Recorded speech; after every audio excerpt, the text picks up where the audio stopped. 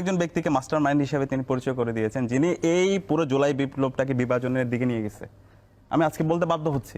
এবং আপনি যদি আজকে সার্ভে করেন, আজকে যদি আপনি শহীদ পরিবারের সাথে কথা বলেন, যারা আহত তাদের সাথে কথা বলেন, এবং যারা এদেশে আপামর ছাত্র জনতা আছে তাদের সাথে কথা বলেন, আপনি এই বিভাজনের মূল কারণ কোন ব্যক্তিকে কেন্দ্র করা হয়েছে সেটা আজকে জাতির কাছে পরিষ্কার। এবং তার সাম্প্রতিক সময়ে যে বক্তব্যগুলো, সে বক্তব্যগুলো একজন উপদেষ্টা, একজন মন্ত্রীর এরকম বক্তব্য হতে পারে না। সম্প্রতি জগন্নাথ বিশ্ববিদ্যালয় এবং ঢাকা বিশ্ববিদ্যালয় এবং অপারল ছাত্র জনতাকে সে যেভাবে হুমকি দিচ্ছে, আরে ভাই আমার কথা হচ্ছে, এটা তো হাসিনা কাজ করতে কাজ। আপনি যদি হাসিনার মতো অ্যাক্টিভিটি করেন, তাহলে আপনি ঘোষণা দিয়ে হাসিনা হন। আপনি বাইরে বলবেন যে হচ্ছে আপনি বিপ্লবী, আপনি একজন ছাত্র উপদেষ্টা, শহীদদের রক্তের উপর বসে আপনি মন্ত্রী হয়েছেন, আবার আচরণ করবেন আপনি হাসিনার মতো।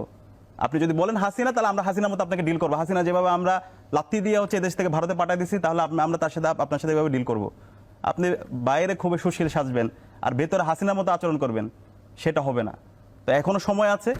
আমরা এই 54 বছর পরে বাংলাদেশে যে ঐতিহাসিক সুযোগ পেয়েছি, কিছু ব্যক্তির কারণে, তাদের শিশুসুলভ আচরণের কারণে আমরা এটাকে নষ্ট হতে দিতে চাই না।